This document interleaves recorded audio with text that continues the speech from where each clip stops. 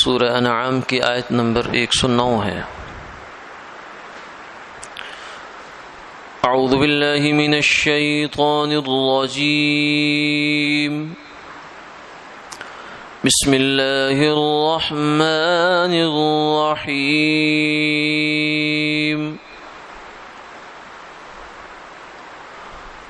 وَأَقْسَمُوا بِاللَّهِ جَهْدَ أَيْمَانِهِمْ لَئِنْ جَاءَتْهُمْ آيَةٌ لَيُؤْمِنُنَّ بِهَا قُلْ إِنَّمَا الْآيَاتُ عِندَ اللَّهِ وَمَا يُشْعِرُكُمْ أَنَّهَا إِذَا جَاءَتْ لَا يُؤْمِنُونَ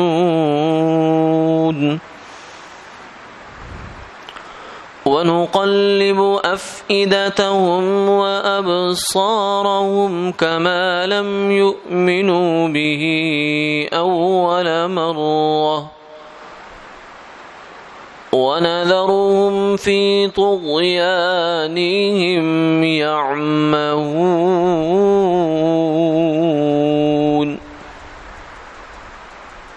صدق اللہ العظیم۔ اور وہ لوگ قسمیں کھاتے ہیں اللہ کی بہت تاکید کے ساتھ کہ اگر آپ ان کے پاس کوئی نشانی لے آئیں تو وہ ضرور ایمان لے آئیں گے۔ آپ فرما دیجئے کہ نشانیاں تو اللہ کے پاس ہیں، اور تمہیں اے مسلمانوں کیا خبر، جب وہ نشانیاں آ جائیں گی تو بھی یہ لوگ ایمان لے آئیں گے کیا؟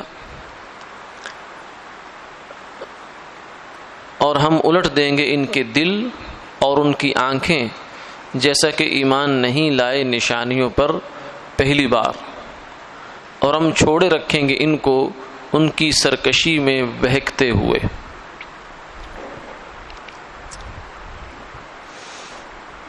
اس آیت مبارکہ کا شان نزول یہ ہے کہ مشرکین مکہ نے سرکار دو عالم صلی اللہ علیہ وسلم سے یہ مطالبہ کیا کہ اگر آپ کوہ صفا کی پہاڑی جو ہے، صفا اور مروہ دو پہاڑیاں تھیں، اب تو وہ توسیع ہوئی جب حرم کی تو اس کے اندر آ گئی، وہ مسعی کے اندر، سعی کی جگہ کے اندر آ گئی ہیں۔ اب پہاڑیوں کے وہاں نشان بنا کر تھوڑے سے علامتی رکھ دیے ہیں، ورنہ پہاڑیاں اس طرح نہیں ہیں جیسے پہلے تھی۔ یہ ایک چھوٹے سائز کی دو پہاڑیاں تھیں، صفا اور مروہ۔ تو انہوں نے یہ مطالبہ کیا کہ آپ اگر یہ دعا کریں اور اللہ سے یہ کروا دیں کہ صفا پہاڑ سونے کا بن جائے تو ہم ایمان لے آئیں گے۔ آپ صلی اللہ علیہ وسلم چونکہ نبی جو ہیں یہ اپنی قوم پر بڑے آخر حد تک جاتے ہیں کہ شاید کسی طرح یہ مان جائیں، آخری حد تک جاتے ہیں۔ شفقت ہوتی ہے، ترس آتا ہے، ہمدردی ہوتی ہے، احساس ہوتا ہے، کڑتے ہیں کہ کسی طریقے سے چلو مان جائیں۔ آپ صلی اللہ علیہ وسلم نے ان سے کہا کہ دیکھو پکی بات کرنا، ایسا نہ ہو کہ میں دعا کروں اور اللہ تعالیٰ ایسا کر دیں اور پھر تم نہ مانو، تو پھر دیکھو کام بڑا خطرناک ہوگا، کیونکہ اللہ کا ضابطہ یہ چلا آ رہا ہے کہ جب کسی قوم نے من مانگا معجزہ مانگا، یعنی اپنے دل من پسند معجزہ مانگا، معجزہ اصل میں دلیل نبوت ہوتا ہے۔ نبی جب دعویٰ کرتا ہے کہ میں نبی ہوں تو معجزہ بطور دلیل کے ثبوت کے پیش کرتا ہے۔ دلیل سے مراد ثبوت سمجھیں، جیسے عدالت میں ایک آدمی مدعی ہوتا ہے، دعویٰ کرتا ہے تو فوراً قاضی اس سے پوچھتا ہے کہ ثبوت لاؤ، بارے ثبوت مدعی کے ذمے ہے، تو وہ پھر لاتا ہے، کوئی گواہی لاتا ہے، کوئی تحریر لاتا ہے، کوئی بیان لاتا ہے، کچھ لاتا ہے، بہرحال وہ اپنا ثبوت پیش کرتا ہے۔ تو نبوت بھی ایک دعویٰ اور کلیم ہوتا ہے کہ میں اللہ کا بھیجا ہوا انسان ہوں، اس پر جو ثبوت ہوتا ہے وہ معجزہ ہوتا ہے۔ تو انبیاء علیہ الصلوۃ والسلام کو اللہ تعالیٰ معجزے تو شروع سے دے کر بھیجتے ہی ہیں، یہ نہیں ہے کہ معجزے کے بغیر نبی بھیجے جاتے ہیں، ضرورت کے موقع پر معجزے دیے جاتے ہیں ان کو۔ لیکن جیسے موسیٰ علیہ السلام کو دیکھیں ہم، معجزے دیے اللہ تعالیٰ نے، عصا دیا، ہاتھ روشن کر دیا، اور بہت سی معجزات دیے ان کو۔ عیسیٰ علیہ السلام کو اللہ نے مردوں کو زندہ کرنا، پرندہ بنانا، اس میں پھونک مارنا وہ اڑ جاتا تھا، اور معجزات اللہ تعالیٰ نے عطا فرمائے۔ کوڑی کے جسم پر ہاتھ پھیرتے تھے وہ ٹھیک ہو جاتا تھا، مادرزاد اندھے کے آنکھوں پہ ہاتھ پھیرتے تھے، اللہ کے حکم سے وہ بینا ہو جاتا تھا۔ تو یہ معجزے دیے اللہ تعالیٰ نے۔ ایسے ہی سرکار دو عالم صلی اللہ علیہ وسلم کو بہت سے معجزات اللہ نے عطا فرمائے، اور سب سے بڑا معجزہ جو آپ کا تھا وہ قرآن پاک تھا، جس پر پورا عرب ششدر ہو گیا، کوئی اس کا مقابلے کا کلام لا نہیں سکے۔ یہ بڑا لطیف معجزہ تھا، یعنی یہ ان کے جو بڑے بڑے لوگ تھے عرب کے ہاں بڑائی کا معیار دو چیزیں ہوتی تھیں، ایک فصاحت و بلاغت اور ایک جنگی مہارت، یہ ان کا سرداری کا گویا کہ معیار تھا۔ یعنی یہ دو کمال جس میں جمع ہو گئے وہ ان کے یہاں کامل آدمی سمجھا جاتا تھا۔ جنگ اچھی طرح کر لیتا ہو، گھڑ سواری ہے، پہلوانی ہے، یہ وہ سب اس کے لوازمات جو ہے، شمشیر زنی ہے، اور دوسرا یہ ہے کہ فصاحت و بلاغت ہو اس کے اندر۔ تو فصاحت و بلاغت ان کا بہت تھی۔ تو قرآن پاک نے اس معیار کو سامنے رکھتے ہوئے یہ معجزہ پیش کیا اللہ تعالیٰ نے آپ صلی اللہ علیہ وسلم کا، اور بھی بہت سی چیزیں سامنے آئی۔ تو اصل معجزہ تو موجود تھا، لیکن انہوں نے مطالبہ کیا، اپنا من مانا معجزہ مانگا۔ تو اس موقع پر اللہ کا دستور کچھ ایسا ہے کہ جب قوم من مانا معجزہ مانگ لیتی ہے تو پھر حجت تام ہو جاتی ہے، پھر کچھ پیچھے رہ نہیں جاتا، کیونکہ اس وقت واضح بات ہو جاتی ہے کہ اب سوائے ہٹ دھرمی کے اور کچھ نہیں ہے۔ ماننے کے لیے جو کچھ انہوں نے مانگا وہ تو دے دیا گیا ان کو، لیکن پھر بھی سوائے ہٹ دھرمی کے اور کچھ نہیں ہے۔ تو اس لیے اول تو من مانے معجزے دیے ہی نہیں اللہ تعالیٰ نے، انبیاء علیہ الصلوۃ والسلام کو نہیں دیے، اور یہ شفقتاً نہیں دیے، ورنہ وہ دینے کو دے سکتا، کچھ کو دیے بھی ہیں۔ جیسے صالح علیہ الصلوۃ والسلام کی قوم نے عجیب و غریب مطالبہ کیا کہ یہ سامنے پہاڑ ہے، یہ پھٹے، اس کے اندر سے اونٹنی نکلے، اونٹنی نکل کر بچہ جنے، یہ ان کا معجزہ مانگا۔ حضرت صالح علیہ السلام نے دعا کر دی اللہ تعالیٰ سے۔ قوم ثمود تھی، پہاڑوں کو تراش کر گھر بناتی تھی، اس کے اندر بڑی انجینئرنگ تھی ان کی۔ آج ہم سے پتھر تھوڑا سا تراشنا ہو تو کتنا پیسہ لیتا ہے تراشنے والا، تو وہ تو پورا پورا پہاڑ تراش کے اس کے اندر گھر بناتے تھے، کیا کچھ ان کے پاس ٹیکنالوجی ہوگی۔ تو خیر انہوں نے جب یہ معجزہ مانگا ہے تو صالح علیہ السلام نے دعا کی اللہ تعالیٰ سے، ہو گیا۔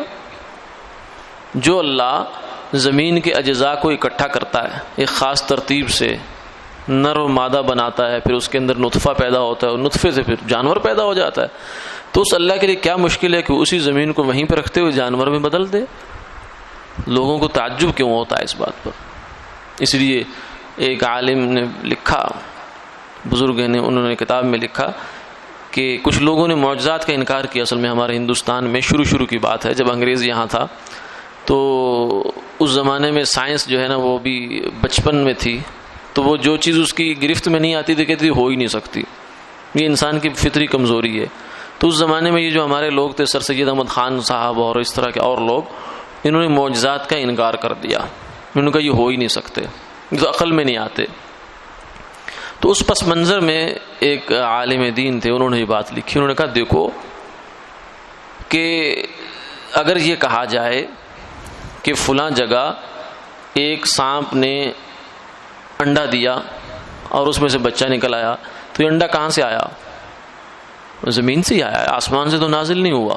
اسی زمین کے اجزاء ہیں جو مختلف طریقے سے اس کی مختلف پراپرٹیز، ویلیوز جمع کر کے وہ ایک انڈا بن گیا۔ 4 عناصر ہیں جتنے بھی آپ کہہ لیں، تو ان میں سے انڈا بن گیا، تو اس پر تو کوئی تعجب نہیں ہوتا۔ لیکن اگر یہ کہا جائے کہ اس زمین کے عناصر ملے، پہلے بنے لکڑی، لاٹھی بن گئی، اور پھر وہی عناصر سانپ بن گئے، تو پھر کہتے ہیں نہیں یہ کیسے ہو سکتا؟ اگر اسی زمین سے سانپ کا انڈا بن سکتا ہے، اس میں سے بچہ نکل سکتا ہے، ایک نہیں 100 بچہ نکلتا ہے، تو اسی سے اگر لکڑی نکلے اور لکڑی پھر سانپ بن جائے، تو پھر تمہیں کس بات کا تعجب ہوتا ہے؟ کہ خدا وہ قادر نہیں ہے جو انڈے سے سانپ پیدا کرتا ہے تو وہ لکڑی کو سانپ نہیں بنا سکتا؟ اس کا مطلب ہے تم نے خدا کو جانا ہی نہیں ہے. ما قدر اللہ حق قدرہ، اللہ تعالیٰ کو پہچانا ہی نہیں اللہ ہے کیا، اس کی قدرت جانی نہیں ہے، اس کو اپنے جیسا سمجھ لیا. جیسے ہم نہیں کر سکتے تو وہ بھی نہیں کر سکتا. اللہ تعالیٰ کی قدرت بڑی ہے. ان اللہ علی کل شیء قدیر، وہ ہر چیز پر قادر ہے. تو اللہ تعالیٰ نے اونٹنی نکال دی، لیکن اب ہوا کیا؟ پھر ہوا یہ کہ پھر وہ قوم کو عذاب آیا اس پر. اس اونٹنی کے ساتھ انہوں نے بدتمیزی کی، بدمعاشی کی، تو اللہ تعالیٰ نے اس قوم کو عذاب کی لپیٹ میں لے آئے. تو یہ ایک دستور ہے کہ جب من مانگا معجزہ مانگتی ہے قوم تو پھر اس کے بعد ڈھیل نہیں ملتی. آپ صلی اللہ علیہ وسلم نے ان سے پوچھا کہ ہاں بتاؤ اگر صفا پہاڑ سونا بن جائے تو کیا کرو گے؟ کہنے لگے مان جائیں گے. ایسا پکی بات ہے، پکی بات ہے. آپ دعا کے لیے کھڑے ہو گئے. جبریل امین تشریف لے آئے، فرمایا کہ یا رسول اللہ انہوں نے ماننا کوئی نہیں اور پھر ان پر عذاب نے آ جانا ہے. اللہ کا دستور یہی ہے، اس لیے آپ یہ دعا نہ فرمائیں. باقی رہا یہ کہ دلیل نبوت تو اتنی زیادہ پہلے دی جا چکی ہے کہ اب تو سوائے ہٹ دھرمی کا اور کچھ بھی نہیں ہے. جیسے ایک آدمی عدالت میں کیس ہو، وہ دعویٰ کرے، قاضی اس سے پوچھے کہ بھائی لاؤ ثبوت لاؤ، تو اس نے 2 گواہ پیش کر دیے. اب جو مدعا علیہ ہے، جو فریق مخالف ہے، وہ کیا کرتا ہے؟ وہ کہتا ہے جی یہ گواہ تو میں بس ان کو اگنور کرتا ہوں. حالانکہ اصولی بات یہ ہے کہ وہ ان 2 گواہوں پر جرا کرے کہ یہ گواہ مجھے قابل قبول نہیں ہے، یہ جھوٹ بولتا ہے، یا اس کا یہ مسئلہ ہے، یہ کریکٹر لیس ہے، اس سے تو واقعی میں موجود ہی نہیں تھا. یہ جرا کی مختلف صورتیں ہوتی ہیں کہ یہ گواہ قابل قبول نہیں ہے. اصل طریقہ تو یہ ہے. لیکن اگر کوئی مدعا علیہ فریق مخالف یہ کرے کہ وہ بجائے اس کے کہ ان گواہوں پہ جرا کرے کہ یہ گواہ اپنی جگہ ہوں گے لیکن مجھے تو فلاں شخص جو محلے میں ہے نا اس کی گواہی چاہیے، تو کوئی بھی عدالت دنیا کی اس شخص کو یہ اس بات کا حق نہیں دے گی، کبھی بھی نہیں دے گی. کہ بھائی یہ ایک اصول ہے کہ جب کوئی واقعہ ہوا اس میں 2 گواہ جب وہ لے آئے تو ان گواہوں پر جرا کرو. اگر یہ گواہ ٹھیک ہیں تو پھر اس کا دعویٰ ثابت ہے، اور اگر تم ان گواہوں پر جرا نہیں کرتے اس کا مطلب ہے کہ تم جھوٹے ہو. تو سیم یہی قضیہ انبیاء علیہ السلام اور ان کی قوموں کا ہوتا تھا. نبی نبوت کا دعویٰ کرتا تھا اور اس کے لیے وہ معجزات پیش کرتا تھا. اب وہ کیا کرتے تھے؟ وہ کہتے نہیں یہ ہم نہیں مانتے، یہ ہمارے لیے کافی نہیں ہے، آپ ایسا کریں فلاں قسم کا خاص قسم کا معجزہ لائیں، آسمان سے جناب سیڑھی ہو اور اس سے ایسے کتاب اترے بالکل ہمارے ہاتھوں میں آئے، پھر ہم مانیں گے. بنی اسرائیل نے بھی ایسی حرکتیں کی اور مشرکین مکہ نے بھی ایسے مطالبات کیے. تو آپ صلی اللہ علیہ وسلم کو فرمایا جبریل امین علیہ السلام نے کہ آپ ان کی اس بات میں نہ آئیں. آپ تو حریص ہیں، ان پر حریص علیکم، لیکن یہ بات ایسی ہے کہ انہوں نے ماننا کوئی نہیں پھر بھی، اور پھر نہیں ماننا تو پھر انجام بڑا خطرناک ہونے والا ہے. لہذا آپ ان کی اس ہٹ دھرمی والی بات کی جو ہے مطالبہ پورا کرنے کے پیچھے نہ پڑیں. آپ کو اللہ تعالیٰ کی طرف سے یہ ہے کہ آپ ان کو بس دعوت دیتے جائیں. جس کے مقدر میں ہدایت ہوگی، سلیم الفطرت ہے، سلیم القلب ہے، وہ مان لے گا. لیکن جس کے مقدر میں ہدایت نہیں ہے وہ نہیں مان کے دے گا. اس لیے اس پس منظر میں فرمایا کہ یہ لوگوں نے قسمیں کھا لی. اس موقع پر انہوں نے قسمیں کھا لی کہ ہم مانیں گے. اب ان کی قسموں سے آپ صلی اللہ علیہ وسلم کو بھی یقین ہو گیا. کہتے ہیں جانتا ہوں کھا رہا ہے بے وفا جھوٹی قسم، سادگی دیکھو تو پھر بھی اعتبار آ ہی گیا. جب آدمی کسی چیز میں حریص ہوتا ہے نا، اس کو اس چیز کی بہت شدت سے طلب ہوتی ہے، بہت شدت سے زیادہ یہ کام ہو جائے تو اسے چاہے جھوٹی تسلی مل جائے پھر بھی وہ اس کو ایک امید کی کرن سمجھتا ہے. تو آپ صلی اللہ علیہ وسلم کی تو اور مسلمانوں کی حالت تو یہ تھی، چاہتے تھے ہر حال میں کہ یہ مشرک مسلمان ہو جائیں، مگر وہ نہیں ہوتے تھے. تو جب انہوں نے قسم کھائی تو اب ان کو ہو گئی تسلی، امید لگ گئی کہ یہ لوگ ایمان لیں گے. بس یہ تو بس آخری مطالبہ ان کا، یہ جو ہی مطالبہ پورا ہوا پورا مکہ گویا کہ لا الہ الا اللہ پڑھ لے گا. لیکن اللہ نے فرمایا نہیں، ایسا ہونے کا نہیں ہے. اگرچہ انہوں نے قسمیں کھائی ہیں اور بڑی پکی قسمیں کھائی ہیں. کیا قسم کھائی؟ لئن جاءتم آیۃ لیؤمنن بہا، کوئی ایک نشانی بس آ جائے آپ کی نبوت کی تو ہم تو بس تیار بیٹھے ہیں کلمہ پڑھنے کے لیے. لیکن فرمایا انما الآیات عند اللہ، آپ ان سے کہہ دیں اللہ کے پاس ایک نہیں، سینکڑوں نہیں، ہزاروں نہیں، لاکھوں کروڑوں نشانیاں تمہیں دکھانے کے لیے موجود ہیں، کیونکہ اس کی قدرت بہت بڑی ہے. وہ ہر روز تو تمہیں نشانیاں دکھاتا ہے. سورج کا نکلنا کیا نشانی نہیں ہے؟ چاند کا آنا جانا نشانی نہیں ہے؟ ہواؤں کا چلنا، بارشوں کا آنا، زمین کے اندر سے لہلہاتے پھولوں کا، پھلوں کا، اناج کا، غلوں کا نکلنا، کیا یہ نشانی نہیں ہے؟ کتنی نشانیاں تو گنوائی اللہ نے۔ ان اللہ فالق الحب والنوا یخرج الحی من المیت ومخرج المیت من الحی ذالکم اللہ فانا تؤفکون۔ قرآن پاک بھرا پڑا ان نشانیوں سے۔ فرمایا وہ بھی ہم نے دکھائی ہیں اور مزید بھی ہم دکھا سکتے ہیں، ہمارے پاس کمی نہیں ہے، لیکن مسئلہ یہ ہے وما یشعرکم انہا اذا جاءت لا یؤمنون، آپ کو نہیں پتا جب نشانی آ جائے گی پھر بھی انہوں نے ماننا نہیں۔ وَنُقَلِّبُ أَفْئِدَتَهُمْ وَأَبْصَارَهُمْ كَمَا لَمْ يُؤْمِنُوا بِهِ أَوَّلَ مَرَّةٍ، کیونکہ جو مسئلہ ان کے ساتھ پہلے ہو چکا ہے، یعنی قرآن پاک ایک بہت بڑی نشانی تھی، سلیم الفطرت لوگوں نے مان لیا، لیکن جن لوگوں نے نہیں ماننا تھا انہوں نے کیا کیا؟ کوئی نہ کوئی بیچ میں سے بس الٹی سیدھی بات نکال دی۔ بس جیسے یہودیوں نے، عیسائیوں نے، نجران کا وفد حضور کی خدمت میں آیا، پہلے تو بات چیت میں ہار گئے، پھر کہنے لگے نہیں ہم نہیں مانتے۔ آپ نے فرمایا پھر آؤ میدان میں مباہلہ کر لیتے ہیں، جو حق پہ ہوگا وہ باقی رہے گا، جو باطل ہوگا وہ نیست و نابود اور تباہ و برباد ہو جائے گا، آ جاؤ۔ لیکن وہ پھر ڈر گئے، آپس میں مشورہ کر کے کہنے لگے کہ نہ یہ ہیں سچے نبی، ان کے مقابلے میں اگر آئے نا تو ہماری نسلیں جائیں گی، لہذا واپس چلو۔ تو دل سے مانتے تھے، لیکن اوپر سے کوئی نہ کوئی بہانہ تو جھوٹے سے جھوٹا آدمی بھی رکھتا ہے نا، شیطان اس کے ساتھ ہوتا ہے، اس کو کوئی نہ کوئی بات سجھا دیتا ہے۔ ہم اپنے معاشرے میں دیکھتے ہیں ایک آدمی بالکل جھوٹا ہوتا ہے، کسی کی زمین پر اس نے قبضہ کیا ہوا ہے، کسی کے پیسے دبائے ہوئے ہیں، ہتھیائے ہوئے ہیں، لیکن آپ اس سے بات کریں تو وہ کوئی نہ کوئی اپنی ریزن رکھتا ہے، چاہے وہ بالکل بودھی صحیح، اپنے ضمیر کو مطمئن کرنے کے لیے وہ کوئی نہ کوئی بہرحال بات رکھتا ہے کہ نہیں جی میں نے اس وجہ سے یہ کیا ہوا ہے، وہ زمین میری بنتی ہے جی، ہمارا یہ ہوتا تھا وہ ہوتا تھا۔ فرمایا کہ اس قسم کے شبہات جو ہے نا ان کے دماغ پر پہلے بھی چھائے ہوئے ہیں اور اب بھی چھا جائیں گے۔ آپ اگر صفا پہاڑ سونے کا بھی بنا دیں تو یہ نہیں ہے کہ یہ مان جائیں گے، بلکہ کہیں گے یہ ہماری آنکھوں کو ہو گیا دھوکہ، یا یہ کہیں گے کہ صفا پہاڑ تو اصل میں تھا ہی سونے کا، یہ تو آپ نے ہمیں اپنا چکمہ دیا، نعوذ باللہ من ذالک، ہم یہ صفا پہاڑ سونے کا تھا۔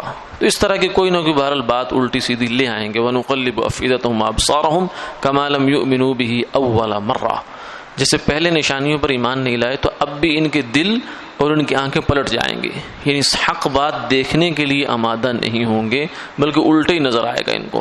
وَنَذَرُهُمْ فِي طُغْيَانِهِمْ يَعْمَهُونَ، اور پھر کیا ہوگا، ہم ان کو ان کی سرکشی میں بھٹکنے دیں گے، بہکنے دیں گے، بہکتے رہو حتیٰ کہ تمہارا انجام موت ہو جائے یا کہیں تمہیں توبہ کی توفیق ہو تو ایمان نصیب ہو جائے۔ پھر ایسا ہی ہوا، بدر میں 70 سرغنے کفار کے وہ جہنم رسید ہو گئے، پھر اور جنگوں میں بھی ختم ہوئے، پھر بالآخر ایسا ہوا کہ اللہ نے رفتہ رفتہ ان کو ہدایت بھی دے دی، لیکن اس طریقے سے یعنی نشانیوں کے طریقے سے مان کر کوئی نہیں دیے۔ زیادہ سے زیادہ کتنا ہوا، مکہ مکرمہ میں 13 سال کی زندگی میں 313 یا اس کے لگ بھگ 300 کے قریب آدمی جو ہے وہ مسلمان ہوا، اس سے زیادہ تو مکہ کی آبادی سے لوگ مسلمان نہیں ہوئے، یہ تو مسلمان تو پھر بعد میں ہوتے رہے۔ لیکن یہ جو نشانیوں کی بنیاد پر ایمان لانے کے قصے ہیں یہ بس اسی زمانے کے تھے، اور اس میں پھر کوئی زیادہ لوگ مسلمان نہیں ہوئے۔ وآخر دعوانا الحمدللہ رب العالمین۔